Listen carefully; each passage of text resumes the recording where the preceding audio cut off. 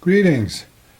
In our last episode, we had a look at this power supply, which came in a parts buy I made with assorted parts for Atari Pinball machines. We unboxed this and just set it up, cleaned it up a bit, de-rusted it. There was a wire that had come off a bridge, and we powered it up slowly to reform the capacitors on it, and then tested the output voltages. There was no load on it, but all of the output voltages passed. But again, there was no load on anything, so all it really told us was it's able to generate the required voltages, and when you turned it off, the capacitors in there had reformed and were holding the voltage. So now what we are going to do is actually test it with some real Atari equipment, put a load on it and see if that stuff works.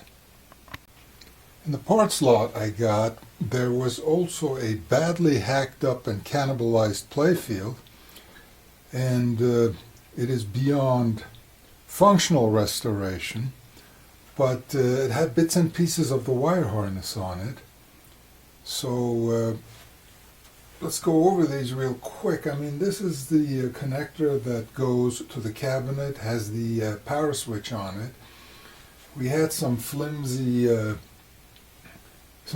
jumper wires on it to bypass the power switch. So I made some new wires that are a little less flimsy. A power strip here for on-off control. We also put on this plug, which is called the voltage programming plug, because it has several primaries on the transformer, and it is set for 117 volts AC now. And then the main power output comes from this plug, and I salvaged this harness. I had to extend this guy, and we'll see this is what powers the CPU board. It was really short, it was like this long, and I wanted to have the supply be able to sit here, and yeah, so we got actual harnesses for everything, and let's get started with a CPU board. If you've had the chance to watch some previous videos on the Atari, you've probably seen this guy. I built a display replacement, and the difference is that this runs with LED displays, so it doesn't need any high voltage. And but it's used for bench testing. The form factor is wrong. It won't fit in a machine this way.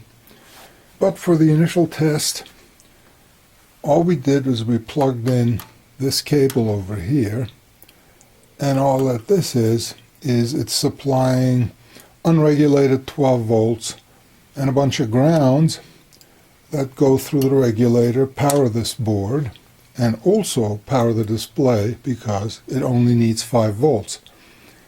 So let's flip the power switch and see if it's gonna do anything. So here we go. And that is normal behavior. All of the segments light up, and the player indicator, whether it's player 1, 2, 3, or 4, goes back. And after a little while, this is going to get turned off, I guess, to save the display.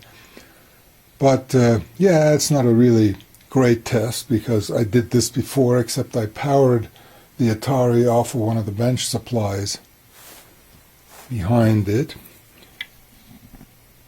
One of those two guys over here. And works all 8s, doesn't mean a whole lot, but we can put it into a test mode, and it actually shows us the replay levels and some other information. So it looks like the voltage is coming from the transformer is good enough to power this. And one thing that I need to point out is this is kind of inefficient. And the part you're looking at, the regulator and associated circuitry, this guy's cooking. You can probably make eggs on him, but every single Atari board I've seen, the heatsink gets warm, pretty warm after a while, but this thing just gets ultra hot. But other than that, yeah, it's working, and we can move on to a more interesting test. Next, we're going to do some power tests or voltage tests on this board, which is one of the two PCBs next to the CPU used in the pinball machine. That's it. As far as electronics are concerned, you're looking at it. The two voltages of interest right now are, this generates the high voltage DC. I think in my last video I mentioned that it's plus minus 100, but looking at the schematics, it's actually spec'd at plus minus 90 volts, which feeds the gas plasma displays, and it also has sound amplification and shaping on here, and we're going to check that voltage too. These guys drive the 4 different groups of lamps. It has a driver that supplies voltage to all of these, and all the schematics show a potentiometer where you can throttle the voltage on this to bring down the brightness of the bulbs, but in all of the boards that I have seen, there is no trace of the potentiometer for dimming the lights. It's in here somewhere, and they just replaced it with a fixed resistor.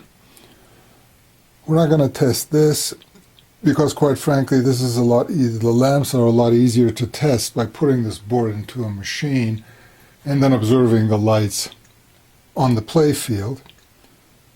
But let's first make sure that we have a correct high voltage so we don't blow up the display.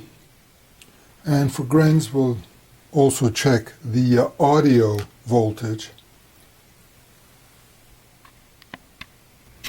Alright, let's turn on the transformer.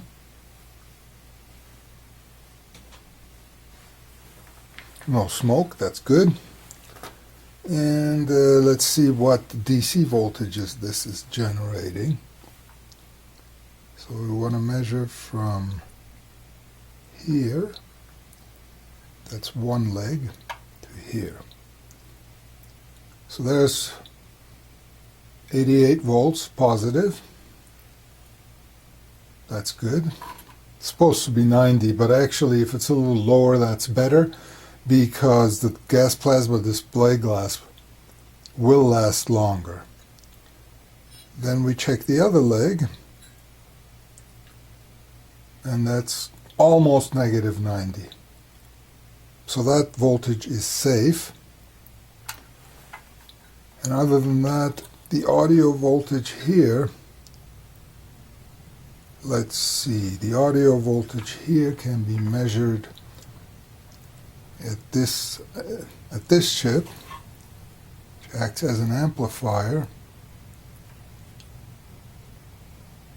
and it shows up as 20 volts. It's an LM, what is it, an LM3800. So we got good volume. We got good voltage there, but we're not probably not going to test that. But what we are going to test is an actual gas plasma display and see if this can power that display properly. And here's the setup with everything electronic of rank and file in one of the Atari pins. Just to repeat, CPU board. This is called the auxiliary board. It regulates voltages, does sound processing, controls lamps. I mean, it has the lamp drivers. They're controlled from here, but it has lamp drivers on it back here. And then, of course, the ever important gas plasma display, which is one of the hardest things to replace on an Atari because the boards are fixable. They have some high voltage driver chips on it that are non-obtainium, but I have some extra boards where I can pull these high voltage segment drivers from. But the status displays are usually okay, but the big glass here with all of the player scores tend to go bad. And I've seen things where the segments start burning up, and I have a real doozy now where the display kind of works, but these connectors over here where it connects to the board are so corroded it's actually eating through them.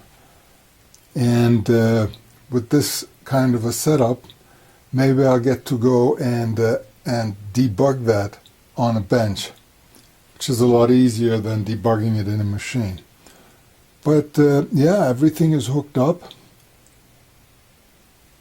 Oh yes, we have the data cable going to the display assembly, and we have the high voltage cable that supplies the DC, the high DC voltages, plugged in here and plugged in, hidden back here.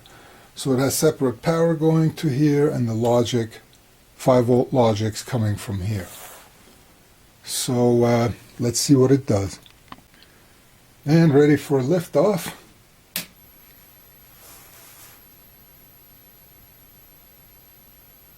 And there you go.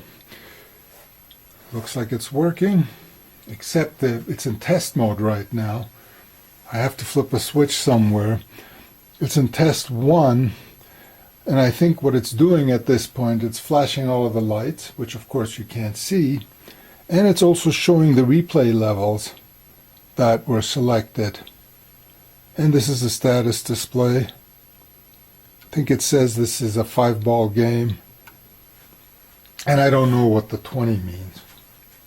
So let's go to the board and flip a switch that should take it out of test and reset it. And this is what the machine looks like when you cold start it. All the segments lit and the player indicator scrolling down. So looks like our power supply and of course all the electronics you can see on the desk are working fine. The only issue is I had to borrow this display from a working machine because I don't have a working display for a machine I'm putting together and which will be revealed in a future video. Well, those were encouraging results because I am that much closer to being able to do a bench tester for Atari boards and save my back, because leaning into those cabinets and trying to get boards in and out, connectors and stuff is not always a whole lot of fun. But the immediate benefit I gain from this is I do have a bunch of boards, display boards, and using this good glass, I can try to fix the boards on the bench, instead of having to deal with them inside the machine. And of course the other thing is good practice when getting used parts is, the obvious is of course to check voltages and everything before plugging anything of value into them. But it's also important to use a variac, such as the one you see behind over here, to bring it up slowly. For two purposes. If there is a short or something wrong, if you're bringing the voltage up slowly and something's going to start smoking, it's a lot better if it smokes at 20 volts AC than at 120 volts. And the second thing is that also bringing it up slowly will reform the capacitors. And the capacitors in here, yes, they're ancient, and they would need to be replaced in the long run, but for now, they're working just fine. So what we'll do is, in one of the future episodes, we'll put together a machine that I bought separately from the parts lot that has been sitting for a really, really long time. This board over here, actually both this board and this board come out of that machine. And it is quite amazing because even though I didn't film it, the only repair required was I had to replace the reset capacitor. Don't know if you can see that on the left edge of the screen. No, not that one. This one. It looked like a wild goose chase because I traced it. It wasn't resetting the processor. I replaced a couple of inverter chips and nothing helped it. And in the end, it was that capacitor. I took it out, replaced it. It's just a 0.1 bypass capacitor. Well, it's not used as it's used as a timing capacitor for the reset. But taking the old capacitor out, it tested good. It was a little bit over value, but didn't show anything weird. Since I didn't have anything else to replace, I replaced the capacitor, and that fixed the board. Go figure. Thanks for watching. Like, subscribe, share, and do all that good stuff, and we'll see you next time.